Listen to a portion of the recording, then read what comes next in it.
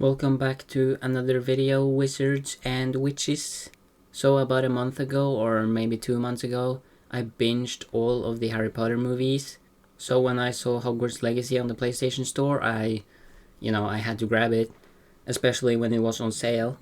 I haven't completed the entire game yet, but I have completed the main story. I've also done a lot of the side quests and other activities and collectibles. I know enough things about this game to make a professional game review. This is not professional at all, just so that's clear. Basically, to keep it short and not spoil anything, this game features a decently long and intriguing story that feels like it belongs in the Harry Potter universe. There are also a ton of side quests, and most of them are fun, entertaining, and well designed. But a few of them I fucking hate. Like, for example, the quests that delve very deeply into puzzles and all that shit. I'm not the biggest fan of them. I hate puzzles. A lot of the quests in this game, both in the main story and the side quests, they both vary in gameplay. So basically, when you're running around doing a bunch of side quests, you don't feel like you're doing the same thing over and over again. And another thing that I really like about this game is the fact that the player is not overwhelmed with information and features in the beginning of the game. The spells, potions, the classes, everything is evenly spread out throughout the story instead of overwhelming you at the beginning like a lot of games do. And when you're playing through the story, it's really cool to see locations and spells from the actual movies. For example, like the Sorting Hat, the Potions classroom, Professor Fig's classroom looks like one of those from the movies. The actual school design is very well done. It does look like the movies. Alright, I'm gonna stop you right there, Mr. Markey. You just said like the movies twice. Instead, I'm going to say that the school design is memorable and remarkable. I think that's a lot better. At the beginning of the game, when you actually get to the school, there is this sorting ceremony, right? Where you get to basically choose a house. Like the Sorting Hat picks one for you, but you can change it if you want.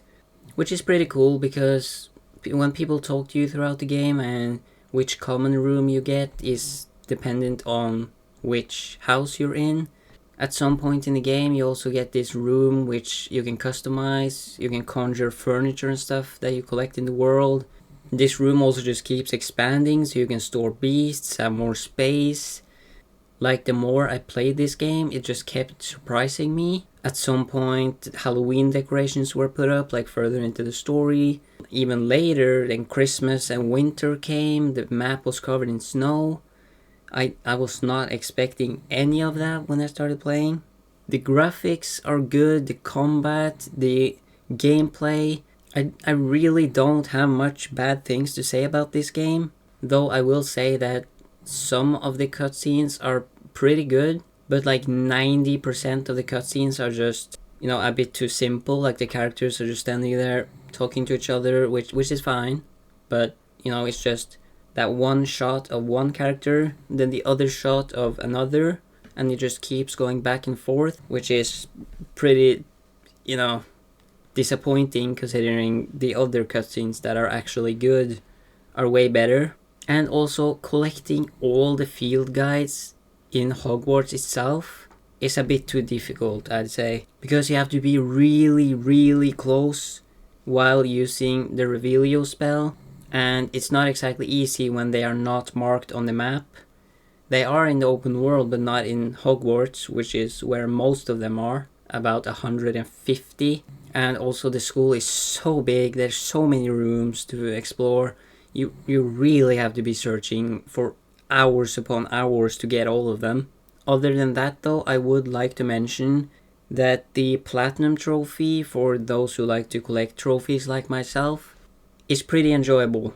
It's a very grindy platinum, but it's not too difficult.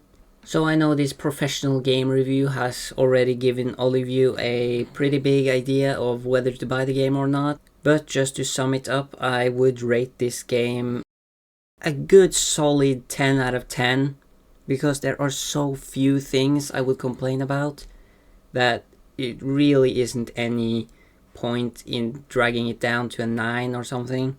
I've pretty much enjoyed my entire playthrough so far of 30 hours, I think. Can be it for this video, everyone. So anyway, you better click that subscribe button or this guy will come after you.